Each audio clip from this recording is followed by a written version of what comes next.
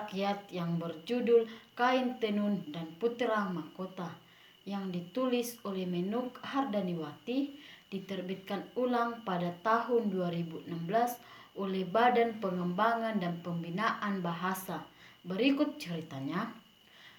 Di suatu senja, di atas pematang, tampak seorang gadis bersama ketujuh bibinya.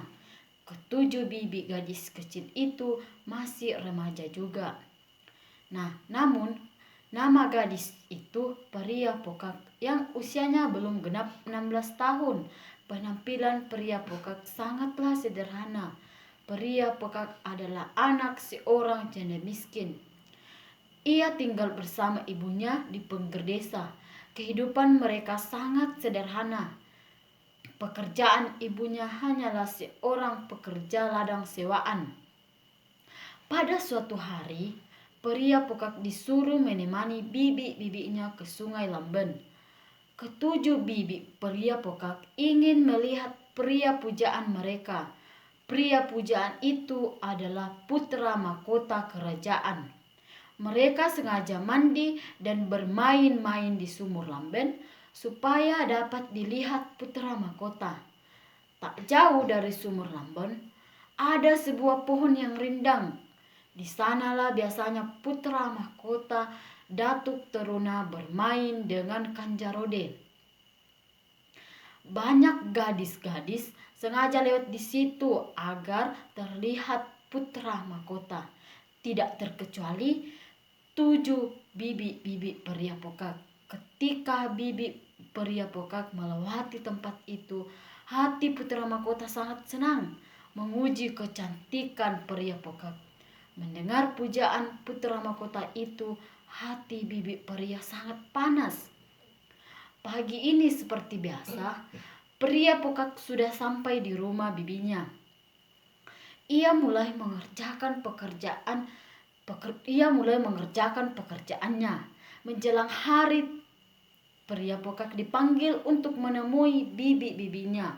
Tujuan bibi-bibinya untuk memberitahu perihal ajakan mereka untuk pergi berjalan-jalan ke hutan. Sebelum Pria Pokak mengiyakan, ia sempat bingung. Namun, pada akhirnya pria mengiyakan ajakan bibi-bibinya. Ia menceritakan rencana bibi-bibinya kepada ibunya. Lalu ibunya berkata, "Kalau hanya berjalan-jalan, pergilah nak." Ibu hanya berpesan, "Hati-hati dan ikuti saja yang diinginkan bibimu." Hari telah tiba. Cuaca seakan tidak bersahabat. Sesampainya di hutan, Pria Pokak dan bibinya mencari ranting dan dahan kayu yang baik. Setiap ranting dan dahan kayu yang baik dipungut Pria Pokak.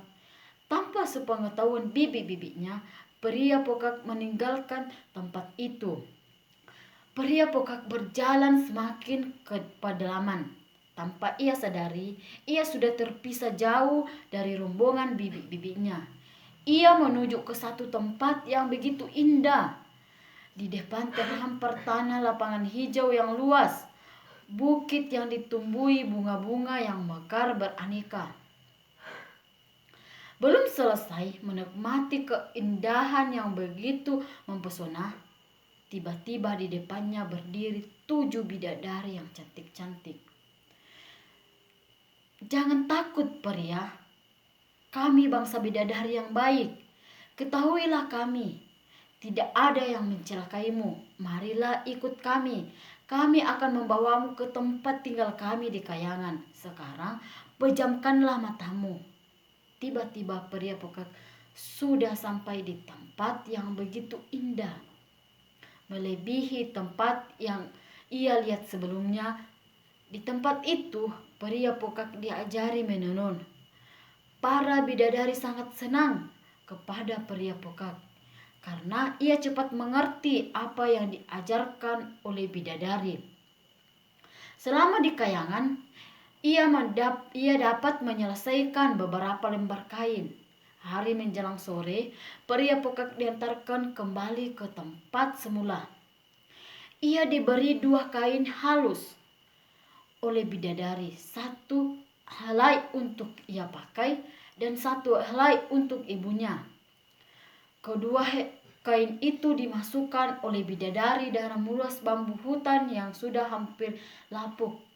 Setelah kembali dari hutan, pria pokak menceritakan kepada ibunya semua pengalaman selama perjalanan ke hutan yang akhirnya bertemu 7 bidadari yang baik. Ia juga tak lupa menceritakan bahwa ia diajari menenun kain. Ibunya berkata, "Betapa indahnya kain hasil tenunanmu ini. Kita ini seperti orang kaya saja. Kain ini tidak pantas untuk ukuran kita yang dihina-dina ini." Hari demi hari berlalu. Pagi ini tidak seperti hari-hari biasa. Putra mahkota Datuk Teruna tak tampak ceria. Ia tampak murung. Putra mahkota Datuk Teruna adalah putra semata wayang. Ketampang dan kegagahan Datuk Teruna sudah terkenal di seluruh negeri. Putra mahkota selalu dikawal kemanapun pergi oleh Kanjarode. Putra mahkota sedang risau hatinya. Semalam ia bermimpi, Kanjarode. "Semalam aku bermimpi. Mimpi itu sangat merisaukan hatiku." "Mimpi apakah itu, Tuan?" "Aku bermimpi melihat bulan purnama yang sangat indah. Bulan itu bulat, sempurna. Tiba-tiba bulan itu jatuh di pangkuan aku, terjangka dari tidurku." "Kanjarode, tahukah kau makna mimpi itu?" Kanjarode segera menghadap Baginda Raja untuk menceritakan mimpi putra mahkota. Baginda tidak berani mengartikan mimpi putranya. Kemudian ia mengundang orang-orang pandai untuk mengartikan mimpi itu. Di istana datanglah orang-orang berilmu, ahli-ahli jampi, ahli sihir, dan para dukun dari seluruh negeri itu mencoba mengartikan mimpi putra mahkota. "Mimpi putra mahkota sungguh baik, Tuan. Artinya segala sesuatu yang dikerjakan beliau akan berhasil." Setelah mengetahui makna mimpi tersebut, putra mahkota meminta izin ke Ayahanda untuk pergi memikat burung ke hutan. Selain itu, putra mahkota akan menyuruh orang-orang untuk mencari atau memancing ikan. Baginda Raja menyetujui keinginan putranya untuk memikat burung, dan segala persiapan berburu telah disiapkan. Keadaan putra mahkota Datuk Teruna dan Kanjarode di hutan sangat menyedihkan. Sudah banyak bukit dan gunung-gunung yang mereka daki. Akhirnya mereka tiba di lembah yang indah. Tempat itu ada sebatang pohon yang besar tinggi sekali. "Kanjarode, cobalah kamu panjat pohon ini. Siapa tahu kamu dapat melihat sumber air." Ia melihat dari kejauhan tampak ada asap api yang mengepul-ngepul di udara. Tempat itu jauh sekali, dan untuk sampai ke tempat itu ada 5 gunung yang besar dan tinggi yang harus dilalui. Gunung demi gunung mereka lalui. Gunung keempat, mereka sampai di tempat yang ditumbuhi pohon-pohon besar dan akarnya menjalar di mana-mana. Sebelum melanjutkan ke gunung kelima, tiba-tiba terdengar bunyi alat tenun yang nyaring bunyinya. Ternyata bunyi itu adalah bunyi jejak alat tenun pria pokak. Kedatangan Datuk Teruna dan Kanjarode sangat mengejutkan pria pokak yang sedang asik menenun. Pria pokak ketakutan. Mereka memutuskan untuk melanjutkan perjalanan. Waktu mereka akan beranjak dari tempat itu, tiba-tiba tersangkut gagang gancau Datuk Teruna. Ditarik-tariknya gagang gancau itu, tetapi tak lepas juga. "Tuan, lihatlah, ada danggau di tempat ini," teriak Kanjarode. Mereka sangat keheranan melihat tenunan di atas danggau itu. Tenunan itu sangat indah. Kedatangan putra mahkota dan Kanjarode membuat Baginda dan Permaisuri sangat bahagia. Bahkan seluruh istana merasa senang. Putra mahkota mulai menceritakan pengalaman selama perjalanan di hutan sampai akhirnya menemukan tenunan yang indah. "Bolehkah kami melihat tenunan itu, putraku?" kata Baginda Raja. Putra mahkota mengambil tenunan itu. "Baginda, kain tenun ini sangat indah. Keluarga kerajaan pun tidak ada yang memiliki tenunan dengan corak yang begitu indah," kata Permaisuri. "Lalu, siapakah yang menenun kain ini dan mengapa kain tenunan ini tidak diselesaikan? Apa maksudnya ditinggalkan di danau di tengah hutan yang tak berpenghuni?" tanya Baginda Raja. "Ayanda dan Ibunda, buatlah sayembara untuk mengetahui siapa sebenarnya penenun yang menenun kain tenunan ini. Jika penenun itu seorang gadis, hamba ingin menjadikan istriku, dan apabila seorang wanita yang sudah bersuami, dia akan Ananda angkat sebagai saudaraku." Semua ada di istana mulai berbisik-bisik. Tiba-tiba pandangan putra mahkota tertuju pada 7 bibit pria pokak. Ia merasa ada sesuatu yang aneh. Bibit-bibit pria pokak menghalang-halangi maksud putra mahkota. Beliau tetap memerintahkan agar pria pokak dijemput, namun para penjemput itu pulang dengan kekecewaan. Karena penolakan pria pokak, tak lama kemudian datanglah para penjemput dengan seekor kuda. Gemuruh bunyi kaki kuda dari kejauhan sudah terdengar. Ringkikan kuda. Pria pokak sangat ketakutan melihat rombongan penjemput membawa kuda yang perkasa itu.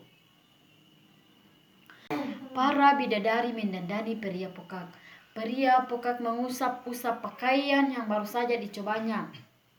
"Kamu pantas memakai semua ini, pria pokak. Kami tahu kamu orang baik, jadi sudah selayaknya kamu menerima semua ini." Pria pokak tampak cantik sekali. Hati pria pokak sangat senang sekali. Ia benar-benar bersyukur kepada Pencipta karena dapat berteman dengan para bidadari yang telah menolongnya. Pakaian dan seluruh perhiasan yang diminta pria pokak kepada Baginda Raja dan putra mahkota tak ada yang dipakainya. Pria pokak sengaja meminta semua itu kepada Baginda Raja hanya untuk menguji apakah putra mahkota benar-benar mengharapkan kedatangannya. Setibanya pria pokak di sana menuju tempat tenun, semua yang hadir ingin mendekat mereka, ingin melihat bagaimana pria pokak menyelesaikan tenunan itu. Sentuhan tangan terakhir pria menjadikan tenunan itu selesai. Akhirnya Baginda Raja mengumumkan bahwa beliau akan memenuhi janjinya. Beliau akan menjadikan pria pokak menjadi permaisuri putra mahkota. Semua orang senang mendengar berita itu, tetapi pria pokak belum menerimanya. Baginda Raja memberi waktu 3 hari untuk merenungkan dengan ibunya. Keesokan harinya pria bangun pagi-pagi. Semalam ia tidak dapat tidur. Pikirannya tak tenang. Di satu ia mendapat bahagia, mendapat kehormatan yang begitu tinggi. Di sisi lain, ia merasa khawatir akan nasib selanjutnya. Lalu ia pergi ke tepi hutan untuk menenangkan perasaannya. Tiba-tiba dikejutkan kedatangan 7 bidadari. "Pria, kamu tak perlu bimbang seperti ini. Itu adalah sesuatu kehormatan yang diberikan kepadamu. Terimalah kesempatan ini. Kamu memang pantas mendapatkan semua ini. Kamu gadis yang baik, sederhana dan tidak sombong." Pria menuruti nasihat ke-7 bidadari yang selalu menolongnya. Ia bersedia menjadi permaisuri putra mahkota. Hari ketiga pun tiba. Pria akan memberi keputusan kepada Baginda. Pria datang bersama ibunya. Kedatangannya disambut oleh Baginda Raja, Permaisuri, dan Putra Mahkota. "Bagaimana, Pria Poka, engkau menerima putraku, Putra Mahkota Datuk Teruna sebagai suamimu?" tanya Baginda Raja. "Setelah kami renungkan, ternyata itu sudah anugerah dari Sang Pencipta untuk kami. Kami mohon ampun dan kami bersedia menerima apapun yang Paduka inginkan kepada kami," jawab Pria Pokak. "Terima kasih, Pria. Kamu memang layak menerima semua ini. Paduka Raja, ada satu permohonan yang ingin kami minta. Apakah kami boleh mengatakan, Paduka?" "Tentu saja, Pak Pria Pokak. Katakanlah." "Mohon ampun Paduka, izinkan hamba mengajak ibu dan membawa barang-barang hamba yang berupa bambu lapuk ke istana." "Pria, ibumu sudah selayaknya engkau ajak tinggal di istana. Tetapi mengapa kamu ingin membawa bambu-bambu lapuk itu?" "Baginda Raja yang bijaksana, harta saya di dunia ini hanya ibu dan bambu-bambu itu. Saya tidak memiliki yang lainnya. Jadi, kalau ibu diajak, bambu-bambu itu harus dibawa. Kalau bambu itu tidak dibawa, berarti Paduka sudah memisahkan kami. Padahal kami tidak mau pisah. Kalau itu maumu, terserah. Aku akan mengabulkan permintaanmu." Acara pernikahan Putra Mahkota dan Pria Pokak akan diselenggarakan secara besar-besaran. Segala persiapan sudah dibicarakan. Baginda memerintahkan pengawal kerajaan untuk membawa bambu-bambu lapuk yang ada di rumah Pria Pokak. Sesampainya di istana, bambu-bambu itu diserahkan kepada Pria Pokak. Pria Pokak menyuruh orang-orang itu ke depan dan membelanya satu persatu. Ketika bambu-bambu itu mulai dibelah, betapa terkejutnya mereka.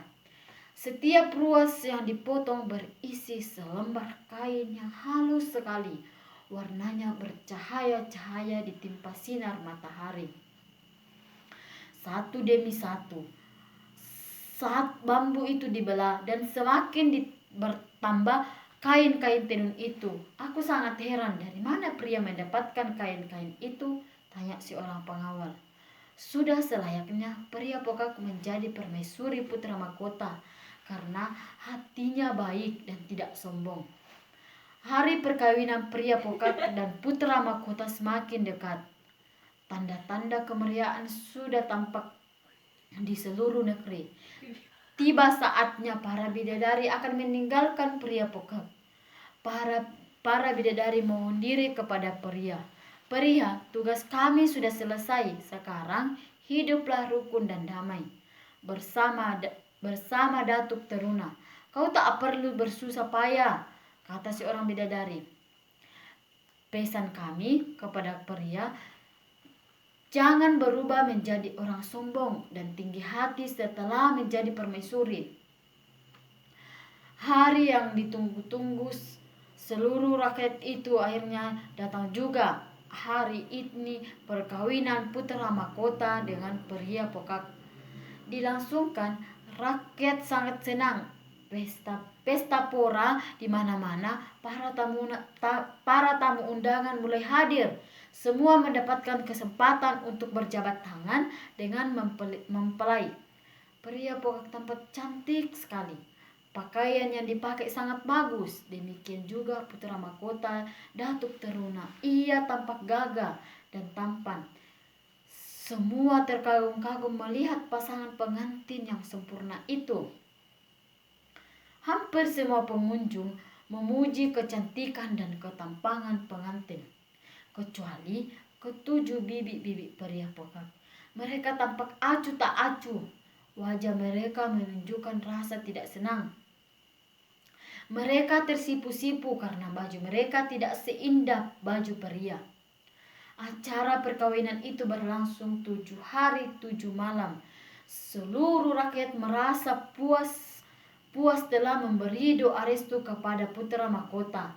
Hari-hari selanjutnya kehidupan putra mahkota dan peri Apokat sangat bahagia. Tidak ada dendam di antara pria dan ketujuh bibinya. Pria tidak pernah mengingat-ingat kejahatan yang dilakukan bibinya. Ia tetap menyayangi mereka. Ia tetap berbaik hati, berbagai kebahagiaan setelah menjadi permaisuri. Para bibi pun merasa malu dan menyesali tindakannya selama ini terhadap pria Pokat. Mereka berjanji pada diri sendiri untuk tidak melakukan hal-hal yang tidak baik terhadap orang lain, dan akhirnya semua hidup rukun dan damai. Pesan cerita ini, mari kita saling menyayangi, belajar menghargai orang lain, dan selalu rendah hati.